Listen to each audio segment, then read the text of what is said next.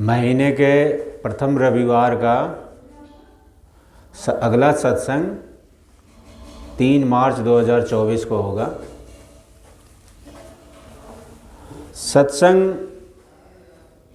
में जो भी सत्संग प्रेमी आए हुए हैं उनका बड़ा भाग होता है जो कि सत्संग में आने का अवसर प्राप्त होता है।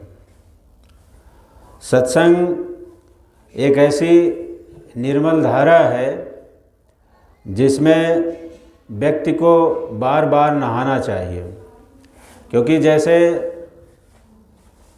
कपड़े धोने के लिए साबुन की आवश्यकता पड़ती है, वैसे हमारे जो मन मलिन हो गया है इसको धोने के लिए हमेशा सत्संग की आवश्यकता पड़ती है। और वो सत्संग समय समय पर जीव को मिलता रहे तो वो कुमार्ग पर नहीं जाएगा और अच्छे आचरण करता रहेगा, क्योंकि बिना सत्संग के ही व्यक्ति के अंदर कुमति का वास होता है। और जब व्यक्ति को हमेशा सत्संग समय समय पर मिलता रहेगा तो उसके अंदर कुमत प्रवेश नहीं कर पाएगी और उसको हमेशा सही रास्ते पे चलने की प्रेरणा मिलेगी। इसीलिए कहा है कि सत्संगत में गया न मूर्ख, नहीं धोया उर्मैल, कहें कुमार भटकत सदा, ज्यों तेली का बैल। कहें सत्संगत में जो कभी नहीं जाता है और उसके जो हृदय का मैल है वो धुल नहीं पाता और वो हमेशा भटकता रहता है, जैसे तेली के बैल। तेली के बैल से यहाँ पे तात्पर्य है कि पशुवत जीवन जीने की जो एक परिपाटी चली आ रही है वो उसी लिए संबोधित किया है तेली के बैल के लिए, कि जैसे तेली का बैल है वो सिर्फ गोल गोल घूमता रहता है अपने दायरे में, वैसे ही जो लोग हैं वो भी माया के दायरे में गोल गोल घूमते रहते हैं, उससे बाहर आने की कोशिश भी नहीं करते। और सदगुरु कबीर साहब ने कहा है कि खसम बिन तेली के बैल भयो, बैठत नहीं साधु की संगत, नाधे जन्म गयो। यहाँ खसम कहा गया है परमात्मा के लिए,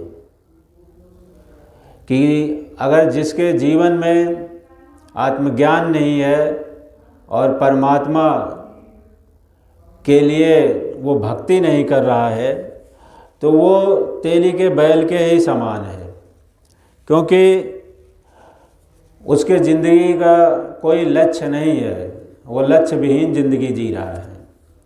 और हमारा लक्ष्य होना चाहिए सिर्फ आत्मा और परमात्मा, उसके अलावा जो भी लक्ष्य है वो सिर्फ माया के दायरे में है।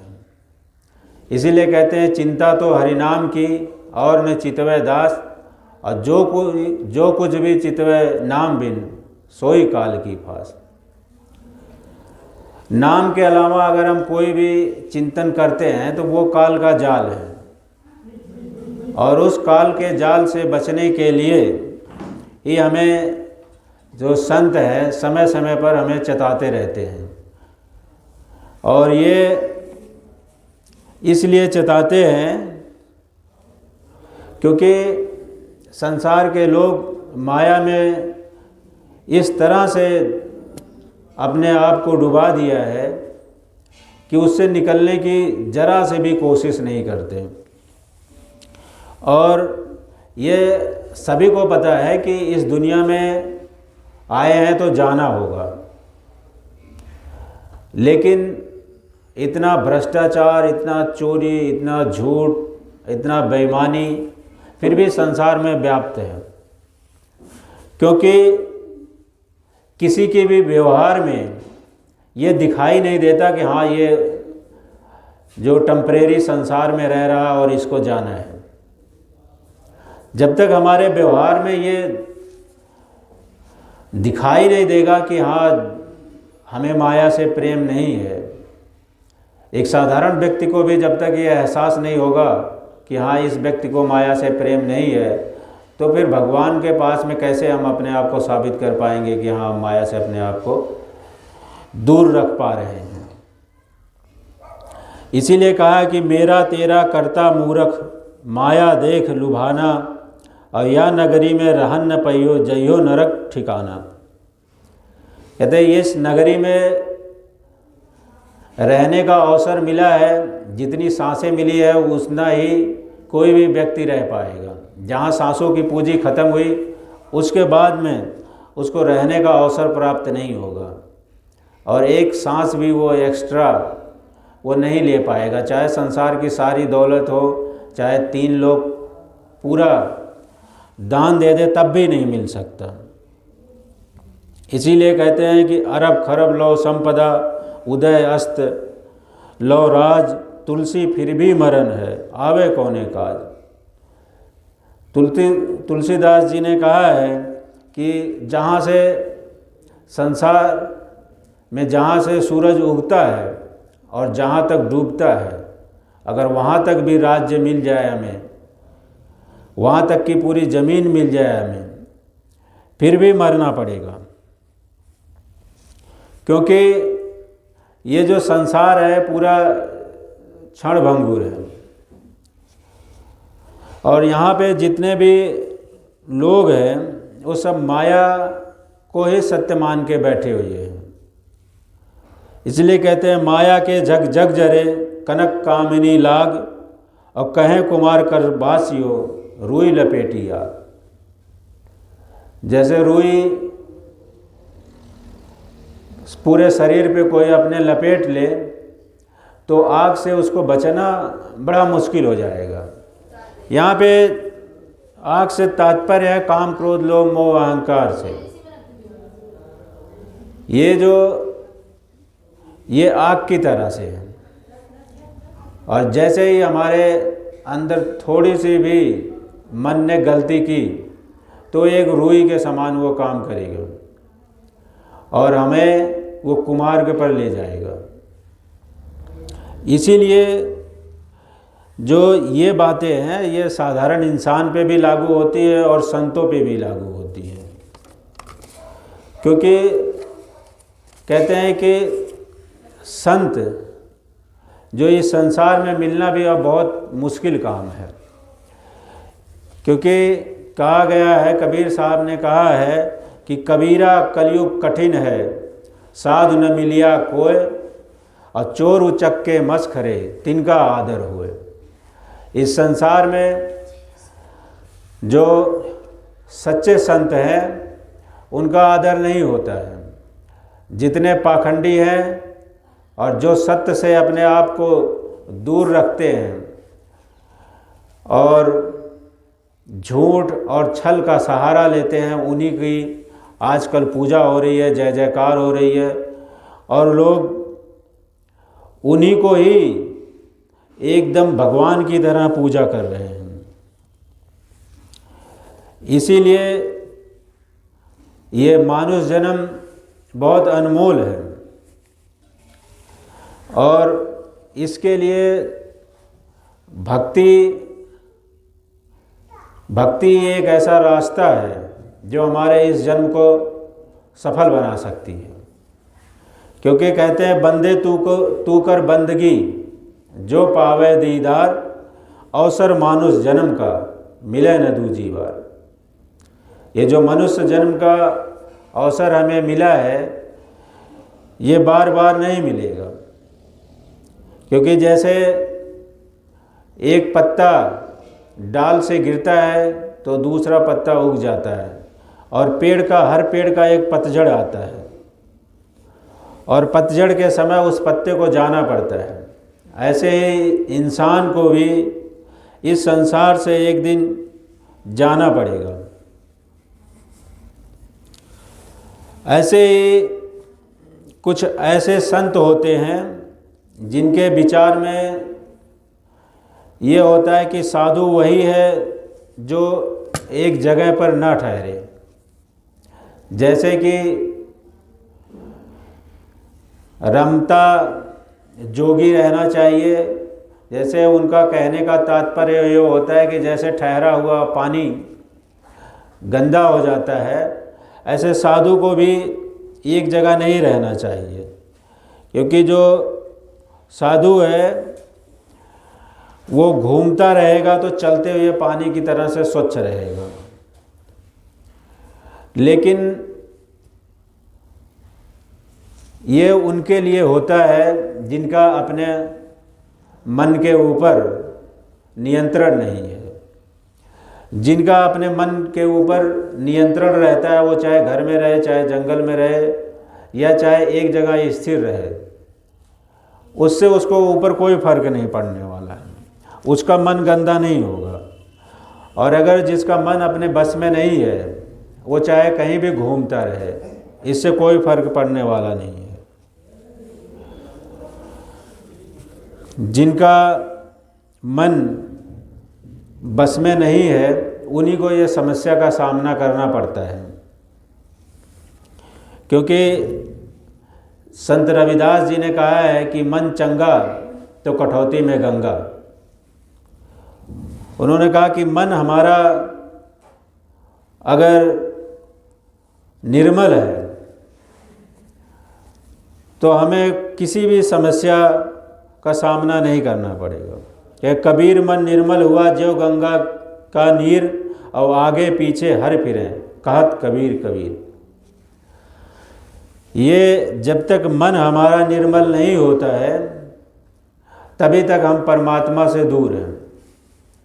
क्योंकि मन हमारा मित्र भी है, हमारा शत्रु भी है। मन अगर हमारा सतमार्ग पे चलने लग जाएगा तो उससे बड़ा कोई मित्र नहीं है, और अगर मन हमारा कुमार्ग पे चलेगा तो उससे बड़ा कोई शत्रु भी नहीं है। क्योंकि मन ही हमें गड्ढे में गिराता है, और मन ही हमें जो परमात्मा की भक्ति भी मन ही करता है।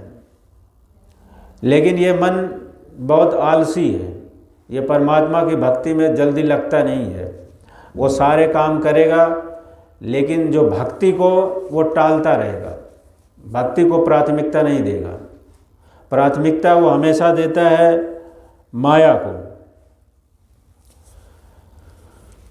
लेकिन जो संत होते हैं वो हमेशा भक्ति को ही प्राथमिकता देते हैं, माया को वो हमेशा पीछे रखते हैं। लेकिन जो भी अज्ञानी व्यक्ति है वो हमेशा माया को आगे रखता है।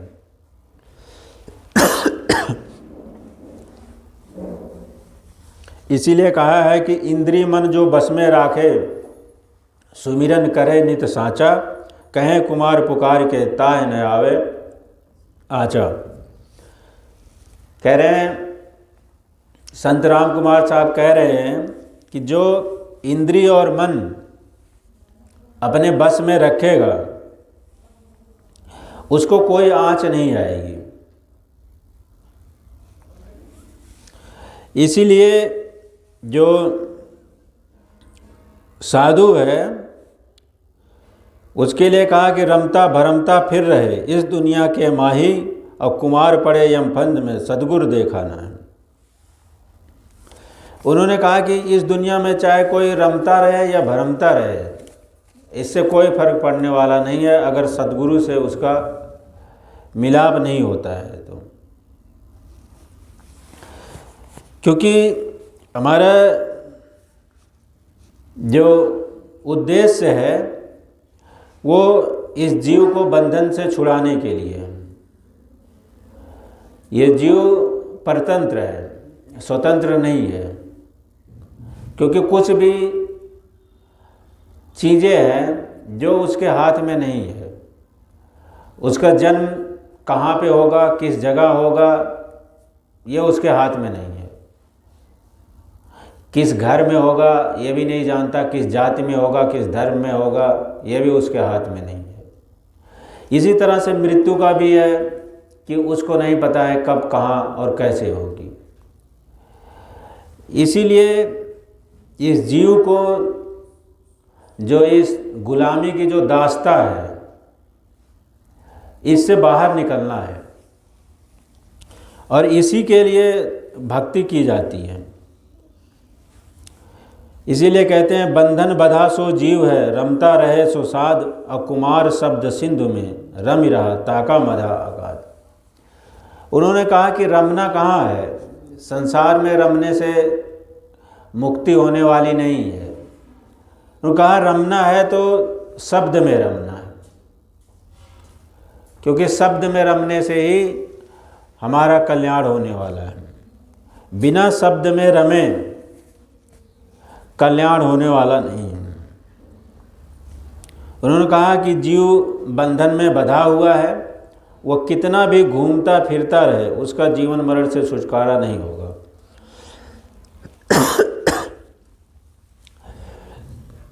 इसीलिए कहते हैं कि सप्त सिंधु में जो रमे सोई संत महान, और कहें कुमार सेवा में लागे छोड़ के मान गुमान।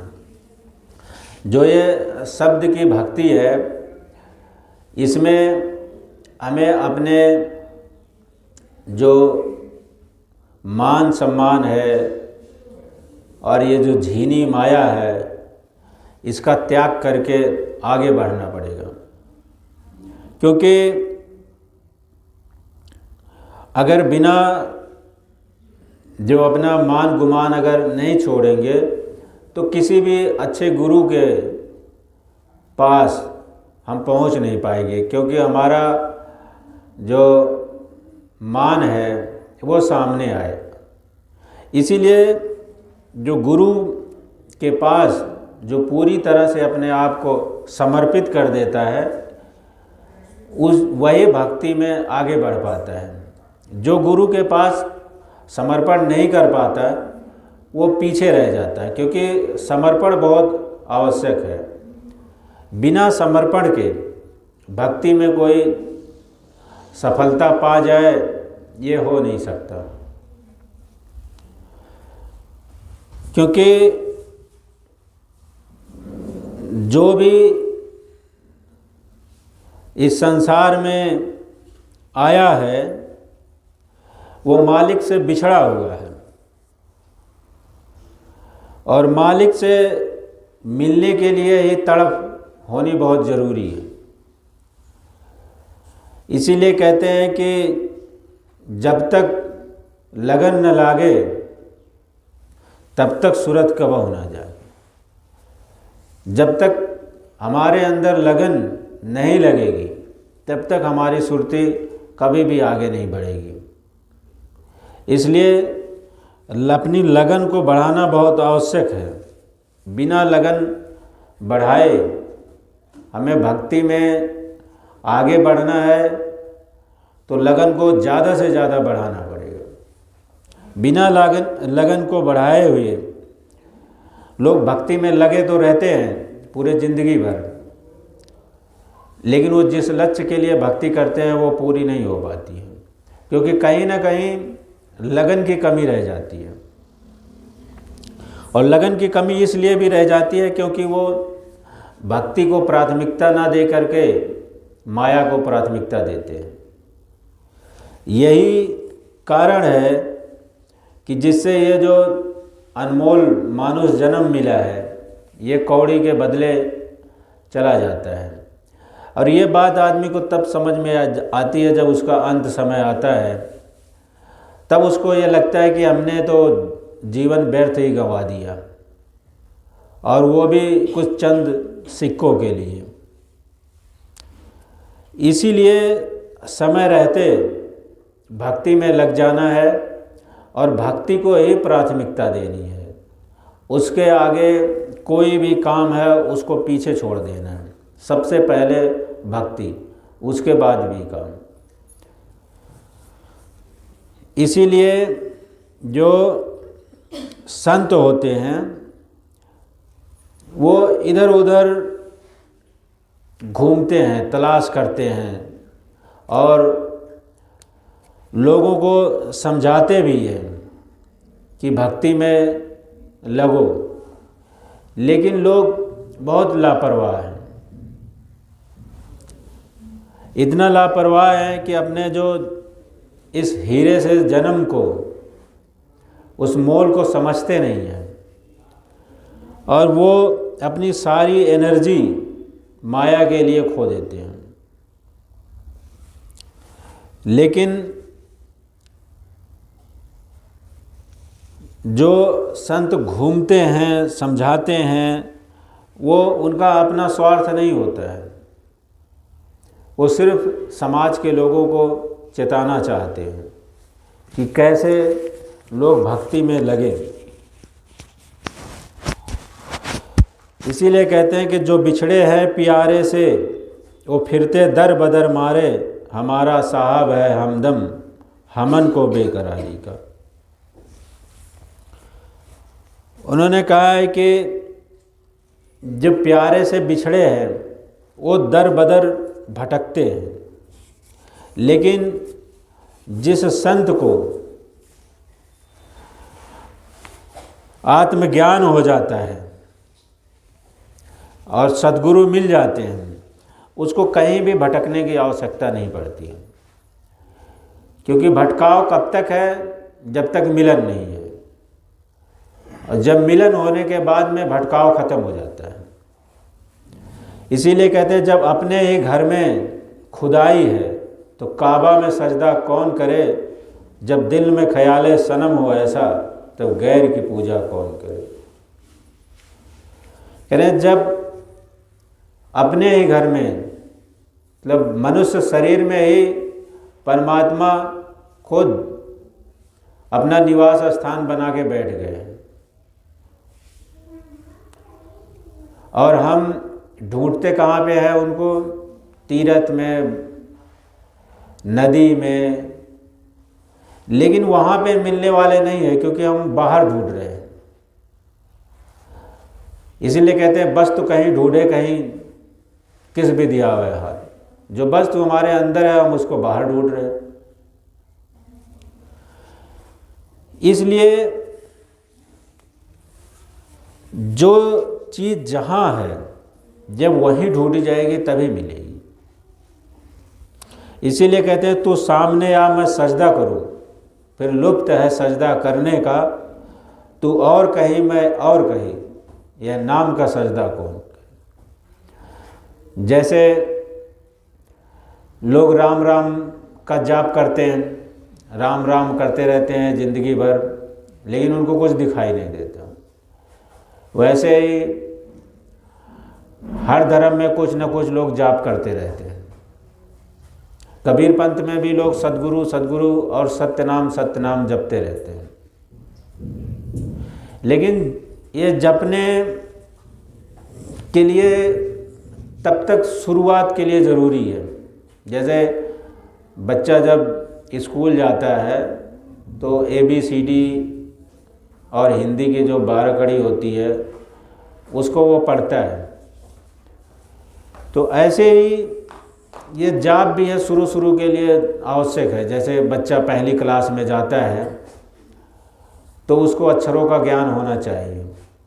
ऐसे जब ये जाप भी कोई करता है तो मन को धीरे धीरे स्थिर करने के लिए, लगाने के लिए जो जाप जरूरी है, क्योंकि मन को हमें सबसे पहले भक्ति में लगाने के लिए जब जाप करेंगे तो धीरे धीरे उसका मन भक्ति की तरफ लगता है और उसका ध्यान जो संसार की तरफ से अंतर्मुखी होता है। लेकिन इसका कहने का मतलब ये नहीं है कि ज़िंदगी भर यही करते रहो। जैसे एक बच्चा क्लास में जाता है तो उससे आगे जाता है, फिर अगली क्लास में जाता है, फिर अगली क्लास में जाता है। तो उसी कह रहे हैं कि भक्ति में भी क्लास होती है। भक्ति का भी 20 पहाड़ा होता है, 20 तक का, मतलब भक्ति की भी 20 क्लास होती है। जैसे कोई बच्चा पढ़ता है तो कोई 10वीं में जाके पढ़ाई छोड़ देता है, कोई 12वीं में, कोई ग्रेजुएशन करता है। ऐसे ही भक्ति में भी है कि कोई 9धा भक्ति करके छोड़ देता है, कोई उससे आगे जाता है, कोई उससे जाता है, कोई परम भक्त बनता है। ये जो इंसान की लगन के ऊपर निर्भर करता है कि कौन कितना भक्ति में आगे जाएगा। इसीलिए कहा कि सब सजदे तलक ही पर्दे हैं, सब पर्दे तलक ही सजदे हैं, जब पर्दा उठा तो आप हुआ, फिर आपका सजदा कौन करे। कह रहे हैं कि सजदा व्यक्ति कब तक करता है। जैसे कोई किसी के नाम लेके उसको बुलाता है, और नाम लेके उसको तब तक बुलाएगा जब तक वो आ नहीं जाएगा। जब आ जाएगा तो फिर उसको बुलाने की ज़रूरत नहीं है, कोई आवश्यकता नहीं है उसका नाम लेने की। इसी तरह से है परमात्मा के लिए भी है कि भजन सुमिरन ध्यान हम में तभी तक आवश्यकता है जब तक मिल ना जाए। मिलने के बाद कुछ करने की आवश्यकता नहीं रहेगी।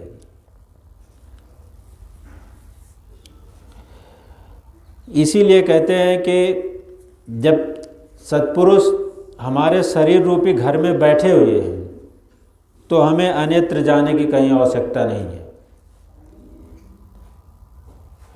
उसे हमें अपने शरीर रूपी घर में ही ढूंढना है,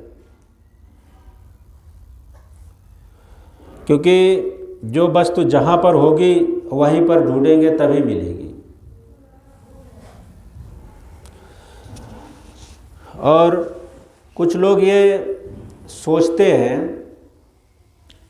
कि पहले ये आम धारणा थी कि भक्ति वही कर सकता है जो अपना घर बार परिवार सब छोड़ दे और विवाह ना करे।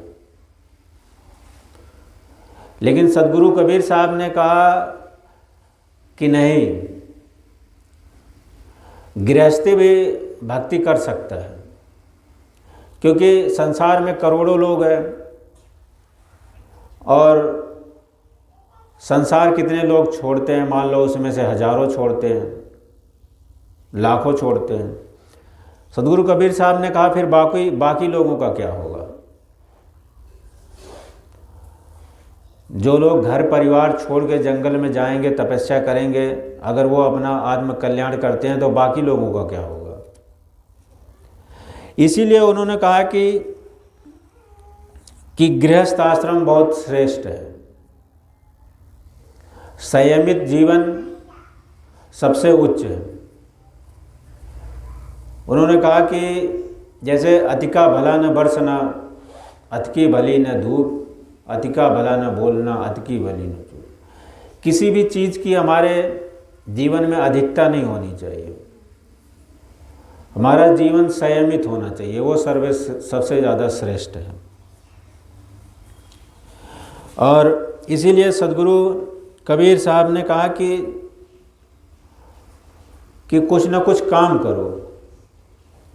उन्होंने कहा है कि कहें कबीर कुछ उद्यम कीजिए, आप खाए और कुछ औरों को दीजिए।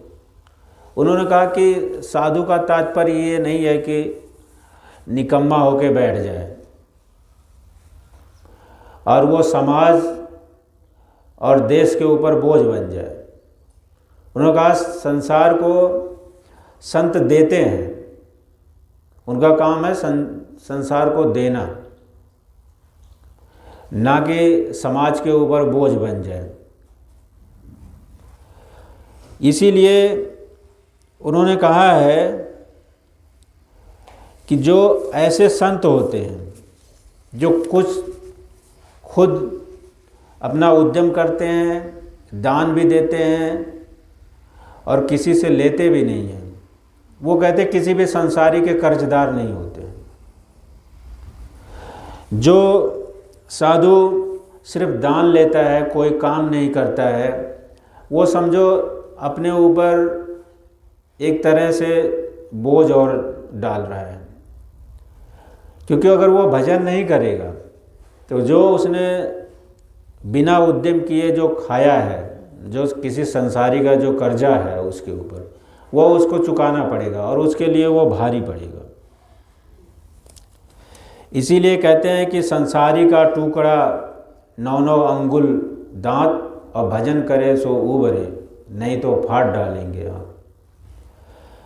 इस संसार में जो भी संत महंत हैं बने हुए, अगर वो ये सोचते हैं कि साधु बन जाओ, आराम से खाते पीते रहो, क्या दिक्कत है, वो उनको इस गलत फहमी में नहीं रहना चाहिए कि इस चीज़ को हमें चुकाना नहीं पड़ेगा। इसीलिए कहते हैं साधु सोई सराहिए, गिरही द्वार न जाए, और सरिता का पानी पिए, गिरे परे फल खाए।